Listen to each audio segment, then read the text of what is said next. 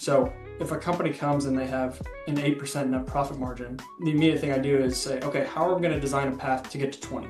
Of course, that it needs to align with the business owner's goals. But if that is their goal, to run a more profitable business, if we can get from 8 to 20% net margin, that 12% spread multiplied by their annual revenue, that's worth a lot of money. And so helping them, one, design the plan, but then holding their hand to get there, I think is the main value proposition of this position.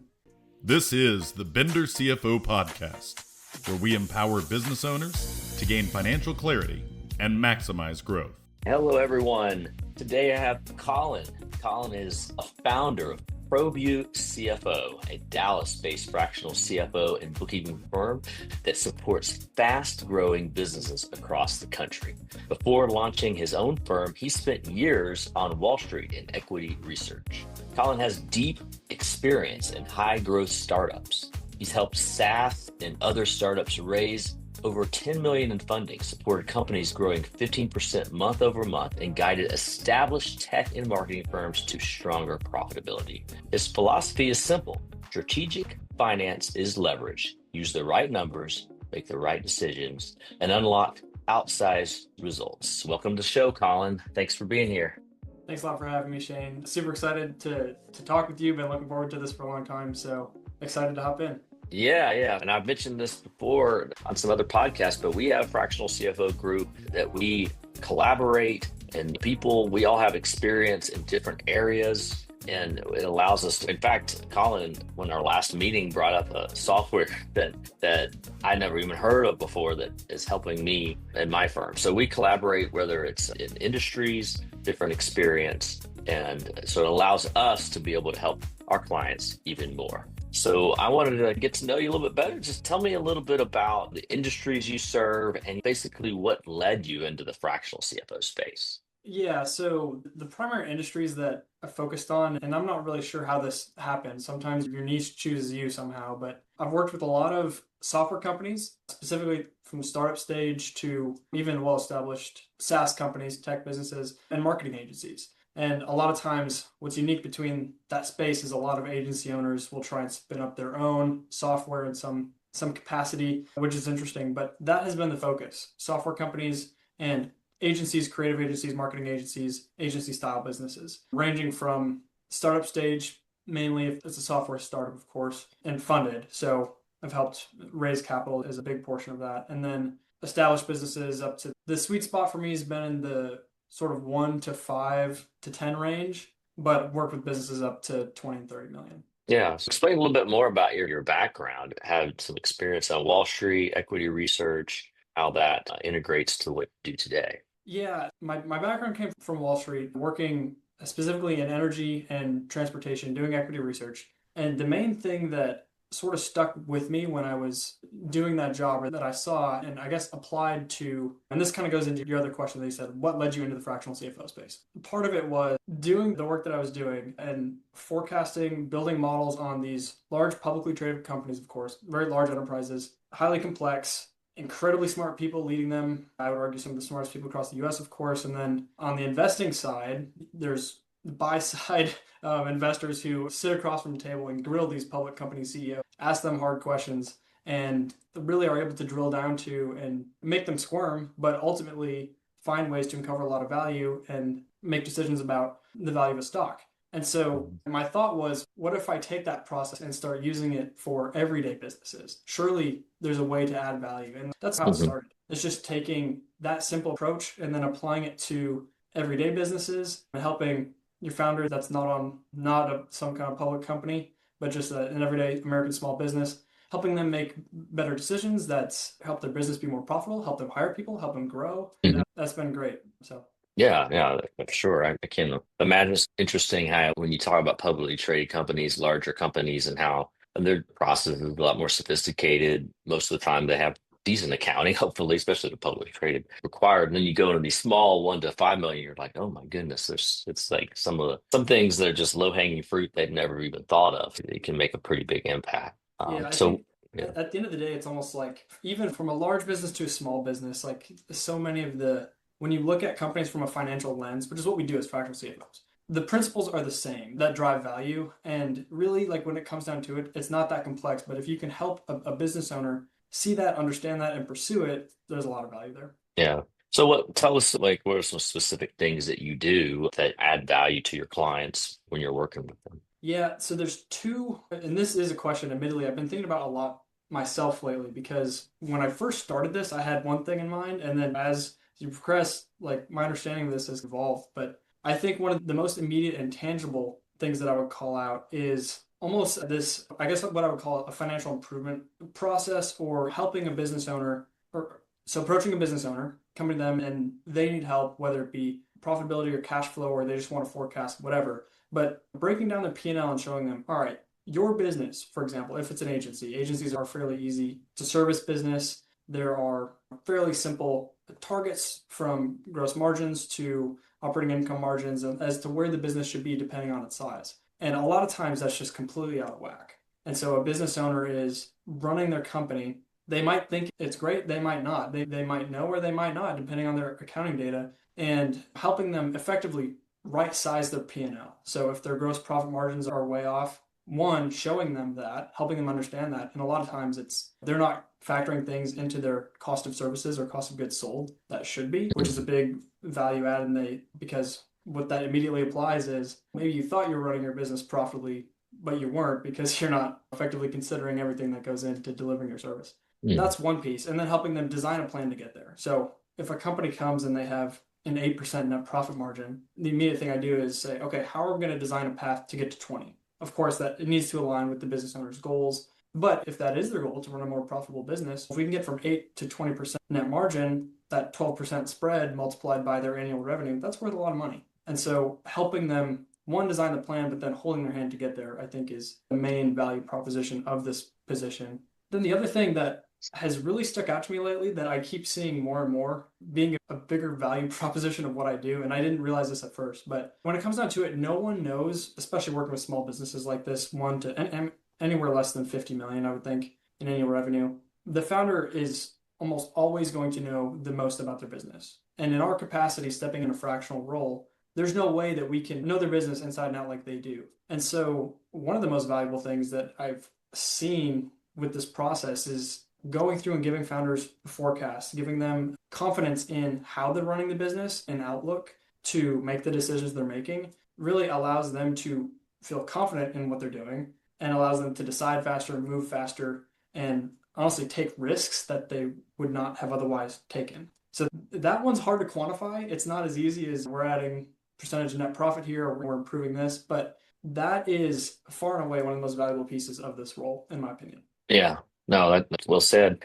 I think just being that sounding board and help them push them in an objective way. And we mentioned this in some other interviews. And sometimes what happens is if you were an employee, it's sometimes hard to challenge the owner or the boss because that's like your whole livelihood. But you're coming in more as an advisor and a consultant view as a fractional CFO. You can challenge them a lot more and should. And that's trying to get them to realize, hey, you want to be 20% operating margin, this is what's going to be required. So I think that's great. And yeah, I work with some agencies too, or it can work with a lot of service-oriented businesses. Really, their gross margins should be fairly high, and that most service-oriented businesses are fairly high. And then you sometimes get in there and you parcel out the people servicing the business, and you're like, your margin's under 40%. I was like, you should be much higher than that. Point. Yeah. And then like you can paint the picture of, look, continuing on this, we're not making any money here. What are we? No, and you're like, why are we not making money? You got all your people servicing. You don't have any money set aside for operations and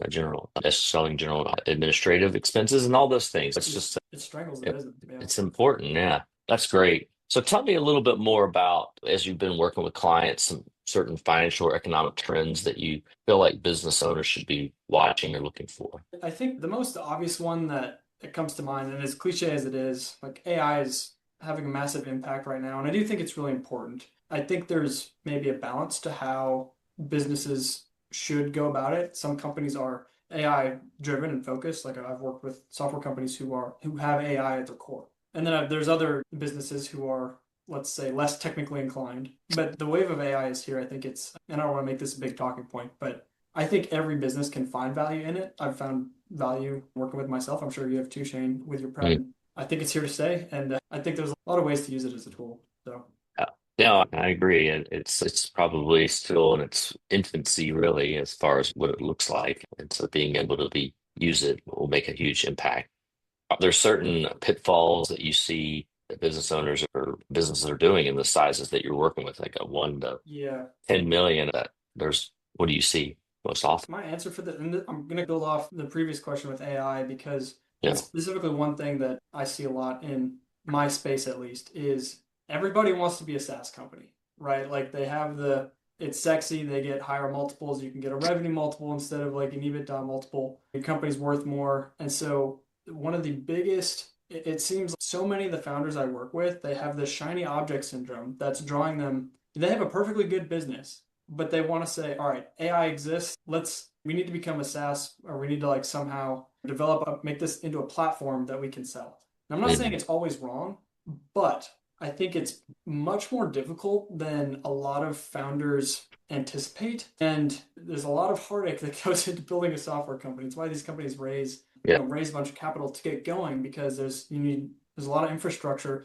there's a lot of upfront capital that needs to be invested to even have a decent product that has a shot of catching traction and then gaining revenue and going from there. So that's one of the biggest pitfalls that I see founders make. And I'm not sure if you see this as well, Shane, because I know you're in the space too, but this desire to go and you have a perfectly good business, or sometimes the business isn't even maybe running optimally, we'll say. They want to go invest in and start hiring developers or pursue some sort of software application offering. And I think so many times it's a distraction from the core offer of the business. And typically, in my experience, I haven't seen it go very well. Now, it's not the case for everybody, but I think it's worth saying there's a word of caution here, and it's a lot difficult. Yeah, well, I think that's a good word. And I know I've worked quite a bit in the marketing space, marketing firm space, and there is the few of my clients that have tapped into trying to do that type of service and it hasn't. I don't know if it's related to, but it is difficult to really make it work well in a highly profitable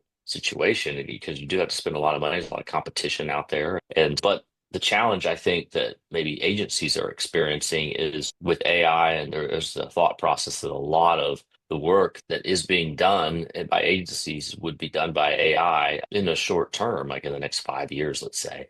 And so they're trying to find a way to provide new services, new products, new opportunities to earn revenue. And if that has happened, and so you do have that. So it's this balance, like how do you invest in your future and the strategy and the products of the future, but not spend too much so that you become cash strapped because, as you said, these are very expensive investments. And if it doesn't work, it's just a big write-off, basically. So, yeah, I Yeah, understand. I think founders a lot of times, and I'm not against, I don't want to make it seem like I'm against investing in this anyway. I just think your business needs to be in a very specific spot, or you as the founder need to be a very specific type of person who's ready to take this on. But Yeah. $1 of SaaS revenue is not as easy to earn as $1 of service business revenue. Traditional like software as a service is still a service, but agency or like construction revenue. And that's why those companies have wildly different multiples. And it's Yeah. interesting. There's always a draw to do it, but Yeah, it's easy. It makes it, you can really make it look good on a spreadsheet. I've done it. So all exactly. we need is for $99 a month. And we need the market's this big.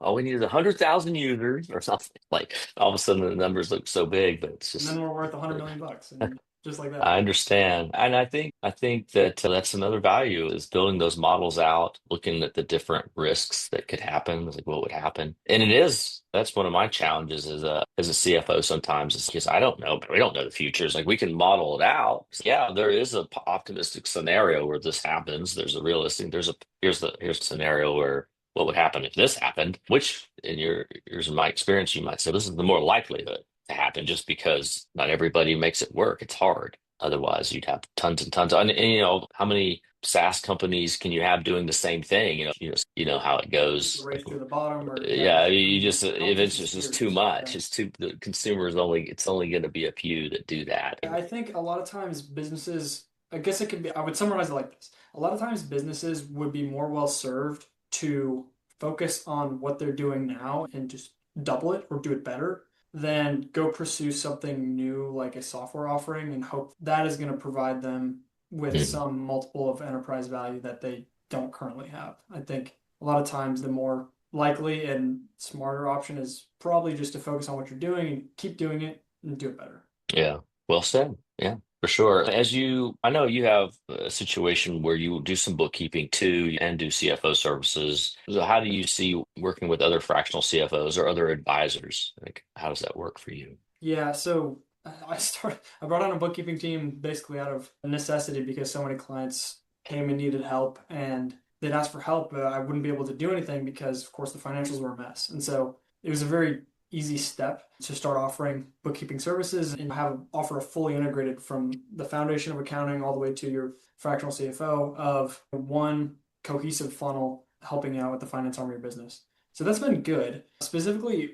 in your question of like how fractional CFOs or other advisors can work together, I think we're already seeing it in our fractional CFO group really well, leaning on one another for making decisions. I guess the way that I would think about it is if I have a question and I can come to our fractional CFO group of 7 or 8 guys who are all extremely experienced and knowledgeable, if there's something I don't know, I guarantee you someone in that group will know and will be able to answer and help. And that's just on an expertise level, but then there's also working together, sharing client opportunities if someone doesn't have capacity or if another client's a better fit, sharing that way. And then I think even outside fractional CFO group from professional to professional, whether it's CPA or other types of service providers that would rub shoulders with similar clients, that there's always opportunity there to add value. Yeah, I agree. I think there's quite a bit more and more fractional CFOs out there. And of course, there's fractional everything, fractional marketing, fractional HR, fractional legal, just so many executive space that has turned into that. I see tons of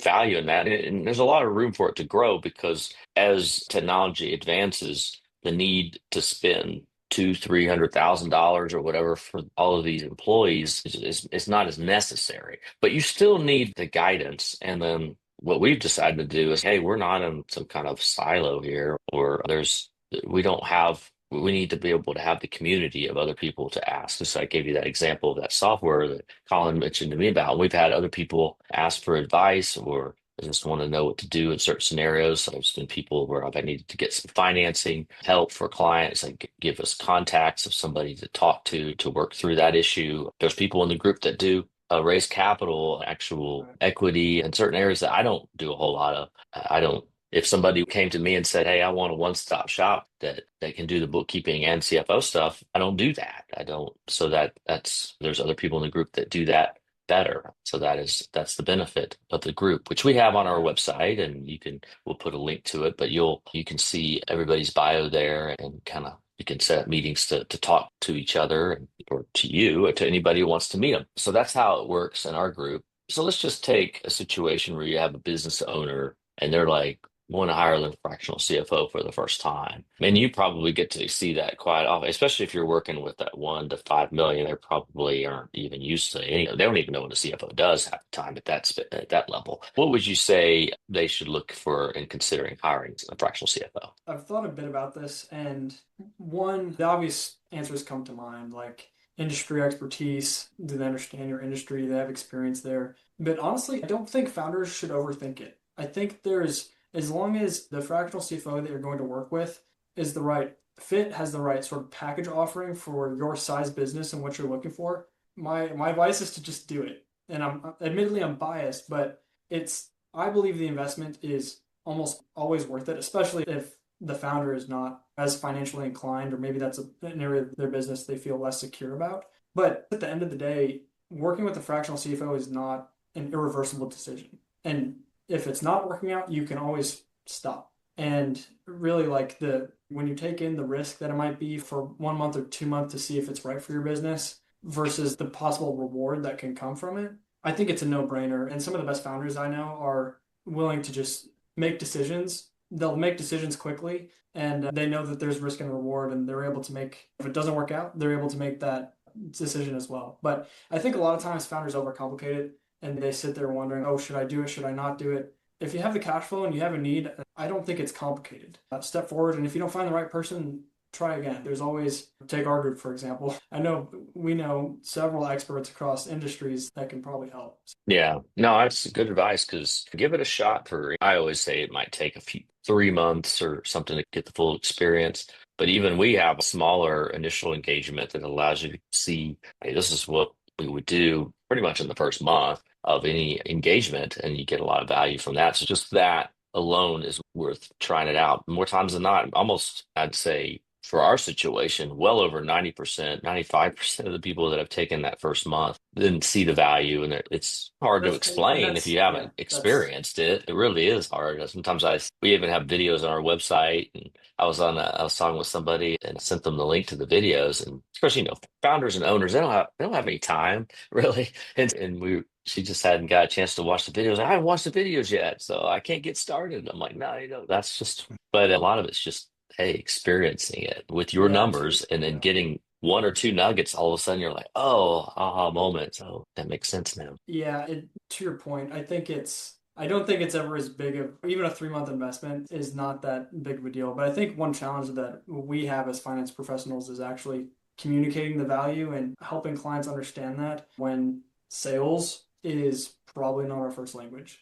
I'm just being honest. I've had it, yeah. I mean, I got to learn it. I mean, I'm still learning it all the time. It's the business development and that process is because we're just more logically oriented. So we're going to just, like you mentioned before, so if I can increase your margin from 8% to 12 or 20%, and you're a $10 million business, blah, blah, blah. You can throw the numbers all in a spreadsheet and it seems like a slam dunk decision, but there's a lot of other emotional aspects that are in play there, for sure. Tell me a little bit about personally, what motivates you? How do you define success in your life? What motivates me, I think, is an interesting question because at its core, that implies that doing this, being a fractional CFO, requires motivation, which is, I would argue, true because at its heart, we are entrepreneurs. We've started our own practice somehow. We're off on our own doing it, whether you're solo or you've got a team. And the peaks and valleys in entrepreneurship they're high and low, far beyond having a secure